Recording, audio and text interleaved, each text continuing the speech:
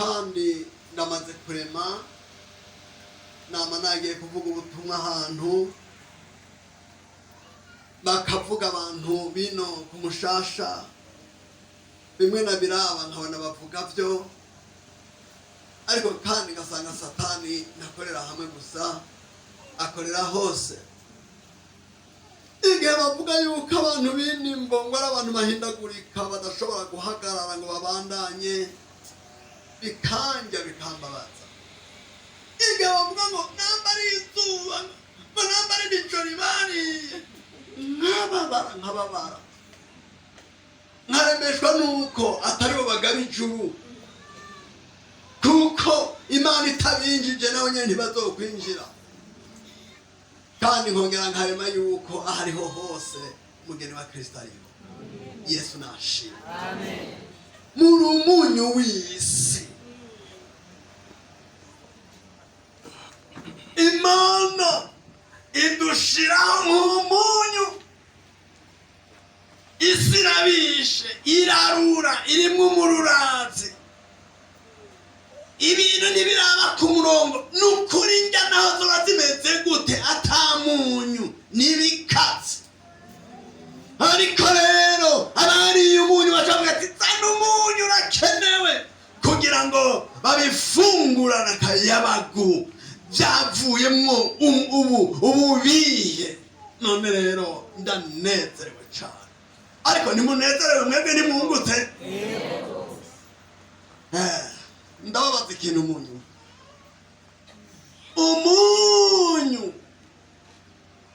Abakristo nibo munyu wese, kubera uburyohe bwaheze. Abantu basa n'abandi, ntacyo barusha abandi. Abantu bitwa abanyedini gusa. Mugabo twumvise ngo amateka y'umunyu, ikimazi umunyu mara, ngubutsa inyo kutsa mu nyama. Umunyu utera ubugingo, ntimwabyumvise mweho? Umunyu ngo wongera uburambe.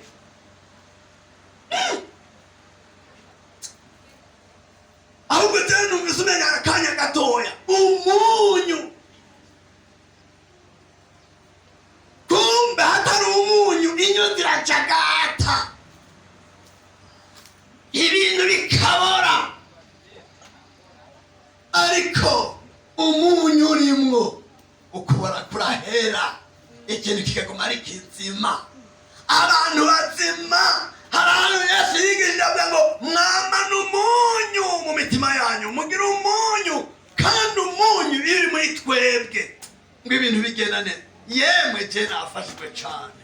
Umunyu wari umuti. Hari ahantu Elisa yagomboye amazi yatera uburambu, yavuze ubwo burambu bwakuweho n'umunyu. Umunyu ndafashijwe. Hari abantu bambwiye ngo mu gihe cya kera cy'ikimoko, nk'abantu ngo hariho abagabo ngo bari barabyitegereje ngo bariyumvira ingene ngo bobigenza. Barize amateka y'umunyu, kuko ngo ibimoko barakubita umuntu ibimoko 120, 150, urushato rugatama. Mugabo ngo ikimoko byarabikoze mu bintu byinshi, murabikurikirana mugira ubushakashatsi. Ngo ikimoko kirakubita umuntu umubiri uri mu munyu ngo tatagisaduka. Naho umuzungu ngo yaraba ko ikimoko gusa cyasadutse, cyashwanyaguritse. Ngo hariho rero ngo bari barabigenzuye ngo bagacyariyumvira bati ko ngomba kuryama ngo bankubite ibimoko, ngo agatekera umunyu, bagatabanza bagafata urusha umunyu wakabo. Ngo uriye rero gukinjira muri mwe. Yo ngo maze kumusha ngo baramukubita, ngo bamaze kumukubita nka 5 kigaca gitabuka. Akaba kireza ariko ni byose kuko ngo warinjira ukamurinda. Bagenzi, umunyu uri ku kigo gikomeye cyane. Umunyu utandukanye n'isukari, umunyu utandukanye n'ibindi. Muri umunyu wese kumbe muri umunyu. Kweli kabisa. Nicyo gituma mutanuka, mutabotse. Umuntu atari nk'umunyu aranuka, inyama zabotse ziranuka. None sivyo? None sivyo? Ibindi abantu baba bashaka ni iki? Umunyu. Ngoma ndababwire, isukari udosanga mu bukoko, ibinyegeri binini, ariko muratoraba neza nimbe biri umunyu ikibyimbi bigura igapfa. Mwarabibonye, harababigenzuye. Umunyu ni ikintu gikomeye cyane. Harimo akantu gashari, harimo n'akantu karyoshye. Yesu yavuze ngo muri umunyu w'isi. Yesu nashimwe. Ndafashijwe. Reka nanjye ndababwira ikintu Imana yashyize mu mutima wanje. Ikintu Imana yashyize mu mutima wanje, dusome mu gitabo cya mbere cya Samweli,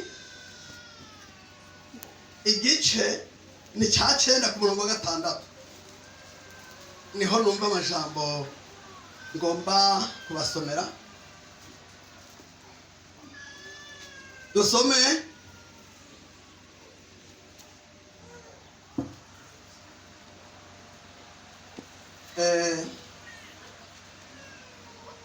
murongo wa 6 umwe gusa. Nawe aramwishura atereka muri iki gisagara hariho umuntu w'Imana kandi n'umunyacubahiro, ibyo avuga byose bihora bishika. Nase tujeyo kumbure yo turangira inzira tujana. Amina. Imaguruke tegisabye duhagaze dukorora imitsi. Haguruka mwese tugorora imitsi duteye igisabisho duhagaze.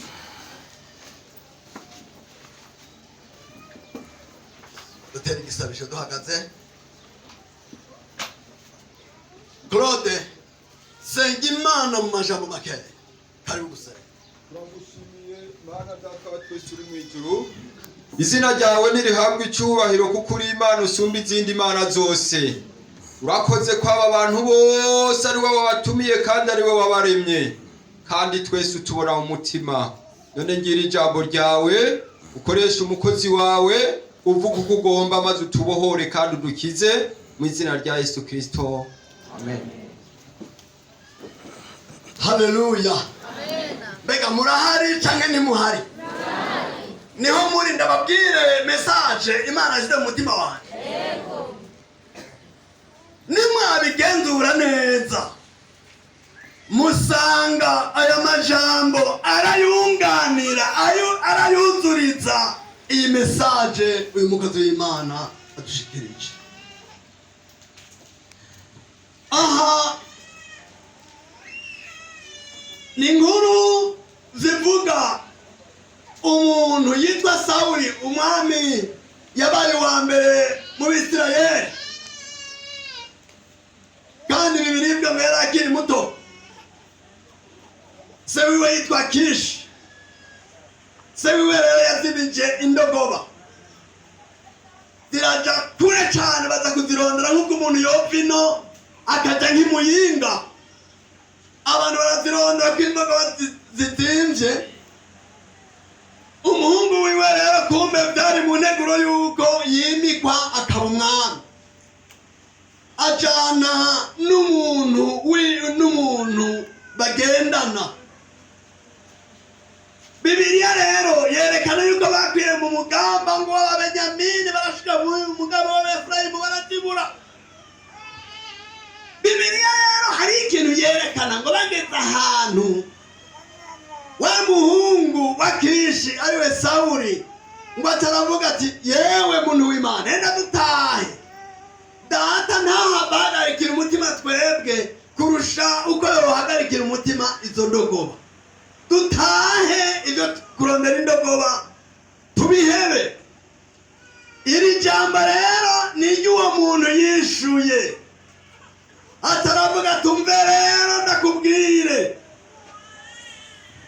erega muri iki gisagara hariyo umuntu w'Imana kandi n'umunyacubahiro, ibyo avuga byose bihora bishika. Enda se tujeyo, kumbureyo turangira inzira tujana. Umve muri aya majambo, ijambo ngo bana babwire ni ijambo rivuga ngo kuba umuntu w'Imana.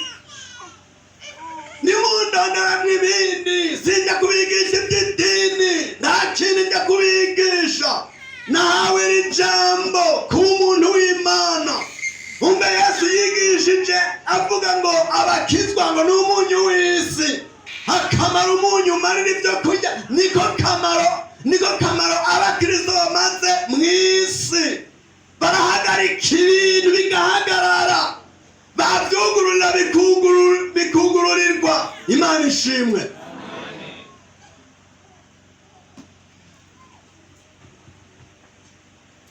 Aramubwira ati hano muri iki gisagara, umva ingene uyu muntu yavuze. Ateraga muri iki gisagara, muri iki gihugu, aha nyene muri iyi quartier hariyo umuntu w'Imana. Kumva umuntu w'Imana arabaho.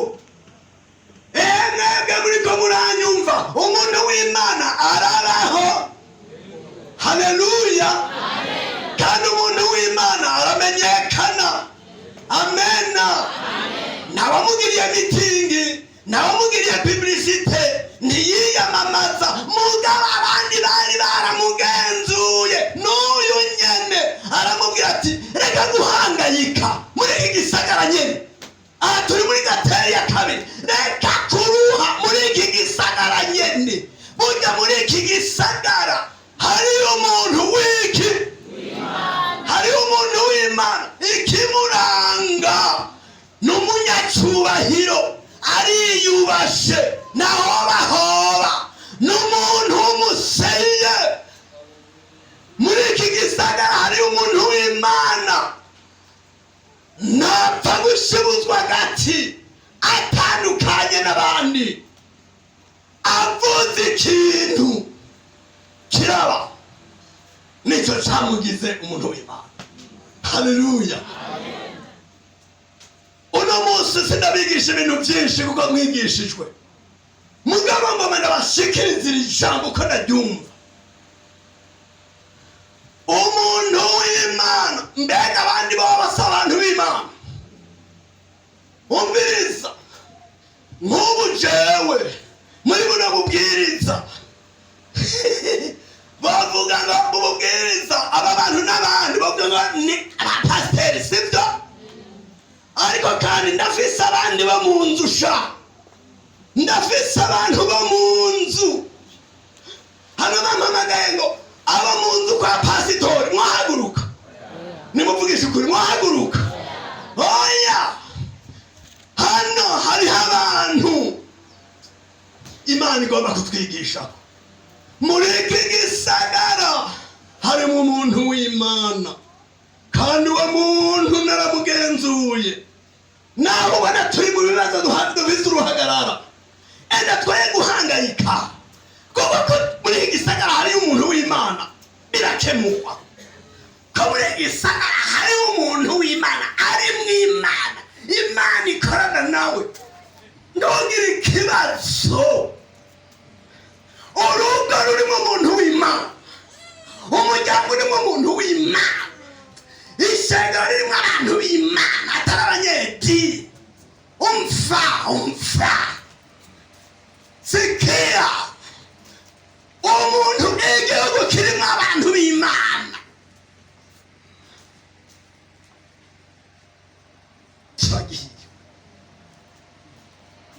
Erega muri iki gisagara harimo umuntu w'Imana. Reka kugira uruhagarara ko umuntu w'Imana ariho, umuntu ari mu Imana kariho. Twidegure kumushikira. Iyo Mana iramucamwo itwari yanjye, iyo Mana iramucamwo iturongore, ikibazo kitagikemuka. Muri iki gisagara harimo umuntu w'Imana. Ikintu cononye habuze abantu b'Imana, abantu bo mu umuryango w'Imana, abana b'Imana, abantu bari mu ihemu y'Imana. Bibiliya ivuga ngo n'ab'Imana yakoze mu mutima. Erega abantu bakozwe mu mutima n'Imana. Imana yazanye ukuboko kwayo irakorayo, igira ibyo ikuyeyo n'ibyo ihasubije. Sema amen. Nuko harimo umuntu w'Imana yatumye turirimba ngo twara ba Satani turamuheba, mbega ubu turabande, turaba Yesu. Haleluya. Ese nizere ko muriko murankurikirana. Munyemerere ndababwire inyigisho nkuru ngaha. Ndababwira ibintu bibiri gusa, ibiranga ibyerekana abantu b'Imana. Ndabereke, ntimubona twese turasa, dufise udutoroshi tubiri, dufise udutaro tubiri, twese.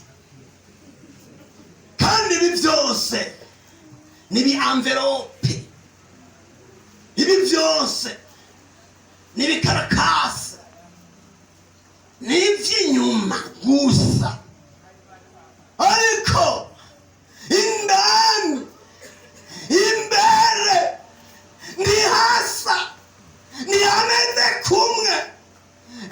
Kandi twaciye mu bintu bimwe, mugabo hari ikintu kiryoshe. Hariho abantu Imana yakoze mu mutima, hariho abantu bitwa abantu b'Imana, ubwoko Bibiliya ngo yiharije abantu b'Imana yitoranirije ikabagira ihanga ryera. Ahandi Petero yavuze ngo kera nta bantu babarimwo, ariko noneho muri abantu b'Imana. Kera ntimwari bwagirirwa imbabazi, ariko noneho mwarazigiriwe. Ngo abo nkunda ko muri Ngenzi na Kavantara, atasiyo mugenda ukwanyu. Imana ishimwe cyane.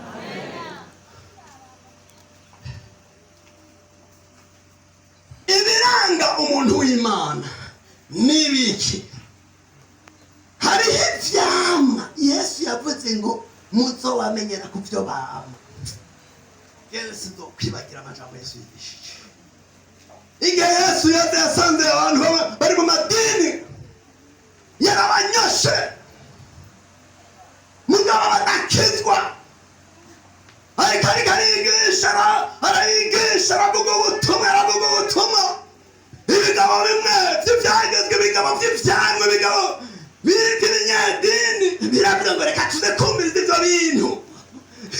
Watangiye kuzana Yohana avuga ati umva mwami, imbuto zikwiranye no kwihana. Kuba umuntu w'Imana n'ivyamwa, kuba umuntu w'Imana si amajambo, si ukwicara gusa, si ari kwifubera. Hari abantu bazi kwifubera. Oya, kuba umuntu w'Imana si kanzu, si pataro. Kuba umuntu w'Imana n'ivyamwa, n'ingeso zikwiranye n'abihanye. Haleluya. Abavyumva mwese nimuvuge amen. Bari baramugenzuye, baramwitegereza. Bareke kumwitegereza, nimuze amateka ya Samweli. Uwo yavuga ni Samweli. Samweli yasabwe Imana. Samweli yavuga ikintu. Samweli yaburira abantu. Samweli yababazwa n'ingeso. Yarabona ingane avuze ikintu kiba. Kavuga n'umuntu w'Imana tugendeyo. Sha ariyubashe, ntapfa ibyo avuze. Aya ntapfa uko agenze. Oya, kuko ari umuntu w'Imana. Uwo mukobwa ntuzosanga apfa utujambo avuze, apfa ingeri yambaye. Ndabereka imyifato twifata iratumenyekanisha aho twe. Haleluya. Uko tumeze baratumenya. Hajya barakuzi, abana barakuzi, ababanyi barakuzi, uwo mubanyi bakanya barakuzi. Reka kwihebesha. Nicyo gituma bavuze ngo n'umuntu w'Imana twaramugenzuye. Ntapfa ibyo yisize, n'inyambaro ziwe kiratandukanye ikintu kiri muri we kiratandukanye n'ikiri muri twebwe reka nabishaka babiva mu reka n'umuntu w'Imana kandi ariyubashe n'inyambaro yiwe hajya bavuga ngo umuntu yiyubashe none yoba ari umuntu ahena bakavuga ngo ariyubashe bakamwuba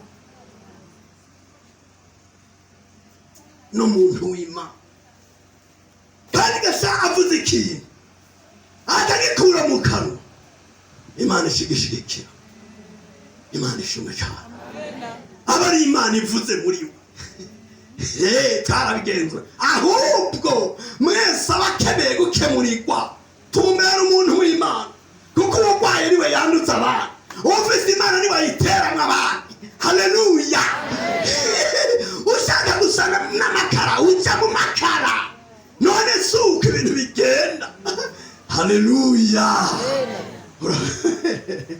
n'umuntu w'Imana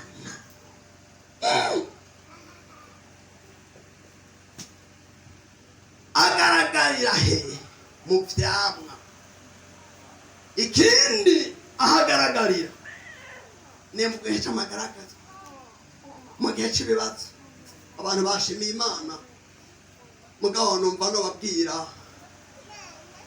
ayandi mashamba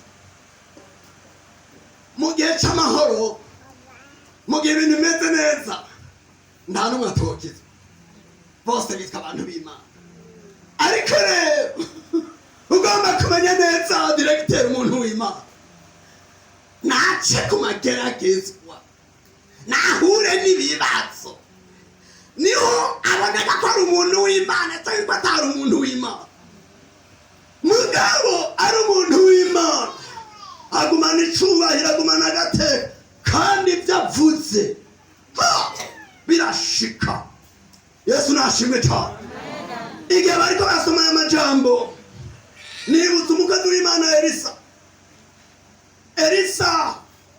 ibyo yari afise yabikuye kuri Eliya murazi ko yasanze imigabane ibiri y'impwemu yiwe kandi niko byagenze Bibiliya ivuga ngo Eliya yakoze ibitangaza 7 ariko Elisa yakoreshejwe ibitangaza 14 umve nababwire Eliya hari ikintu cyashitse cyarangiwe reka ndasome hanyuma mpave ndangiza ariko ndabasome mu gitabo cya 2 cy'Abami igice cya mbere guhera ku murongo wa 9 reka ndabasomere murabe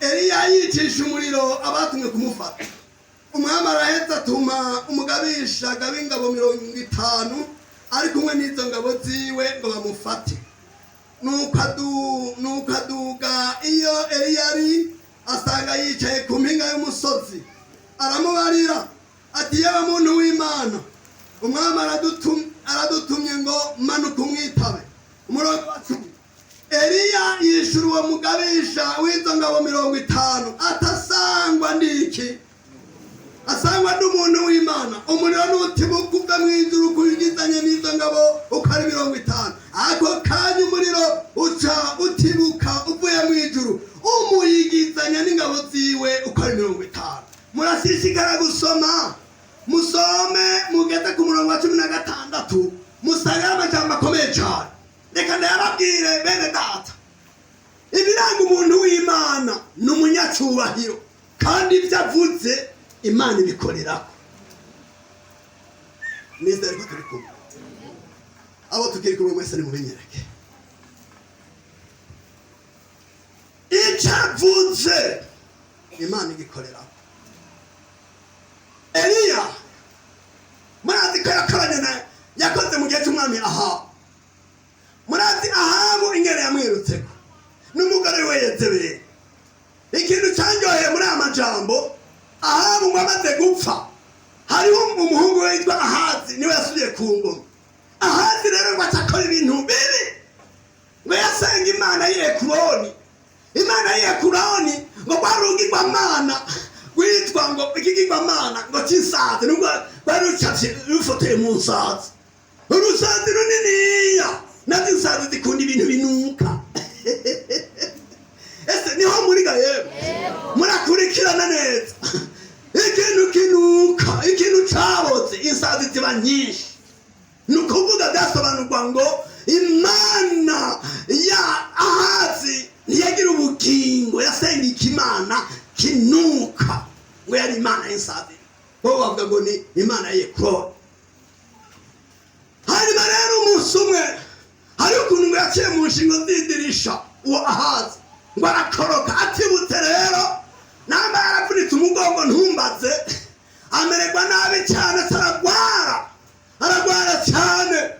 Abami biwe abamenyekana biwe ngo aturabwira ati genda mumbarize imana y'Ekroni ahantu nzohava cyane ko nzopfa, genda basamundagurize, genda. Hanyuma rero ahaguruka baragenda, uwo mwami Ahazi abatumye rero imana nayo itibwira Eliya ati Eliya nyaruka ugenda ubabaze igituma baza kuraguza bagasiguza imana y'Ekroni. Mbega mu Bisirayeli nta mana igihari. Eliya nacaragenda ahura n'ibyo bigabo biriko biragenda kubaza imana y'Ekroni,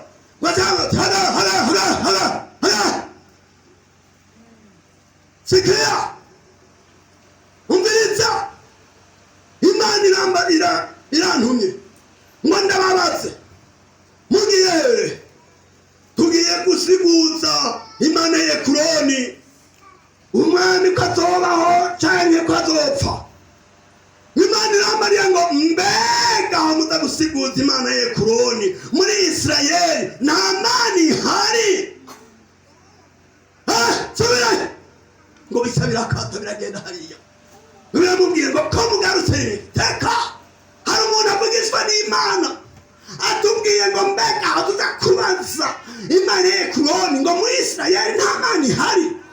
Uwo mugabo mwameze gute? Ngo ni umugabo w'ubuhanza, ngo kandi mwembamba, ngo kandi ngo afise ubwoya ku mubiri, ngo kandi ngo yambaye urusha, ngo ndamumenye uwo, ngo ni Eliya nta wundi, uwo ni Eliya rero nta wundi.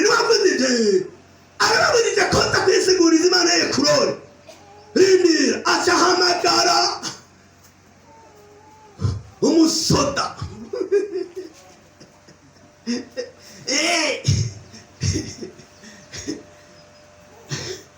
arongoye abasoda 50. Yesu naciye mu gisoda ngo menye ivyari byo 50 nami pelotori 30 namba 10 n'abangahe kushika 50 hejuru ya 50. Ntumbaze nzobibaza baciye mu gisirikare. Haleluya, haleluya. Mbega turi kumwe ga yewe? Yego. Tenda mu munzani abasoda 50 bari arme ngo batora genda.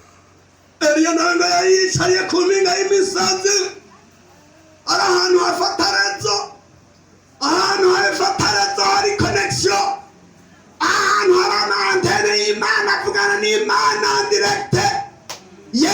Ngo yicariye haza abantu b'ibisirikare 50 birongowe n'uwo muntu. Ngira ngo yari komanda do kompanyi numbatse. Cyarate barashikate umva muntu w'Imana, umwami arakudutumye ngo umwitaba. Nimba mwarasomye Bibiliya umijambo ingene yavuze atumva jewe namba ndi umuntu w'Imana, niyerekane ko ari umuntu w'Imana, kuko ibyo wiyita n'ibyo bakwita nacyo bivutse. Igere n'icyo kimaze n'ikimana ikwita. Haleluya. Kwita ngo ni pasiteri ntacyo byomfasha, kwita ngo ni intumwa y'Imana ntacyo byomfasha, nawe bimpamagara ntacyo byomfasha, ariko icy'Imana inyita uko Imana inzi nibyo bimesha agaciro. Semame asangwa n'umuntu w'Imana, namba n'umuntu w'Imana ko atari cyitirira umuriro n'utibuke ukwiye n'abo basoda muri kumwe akibivuga umuntu turatibuka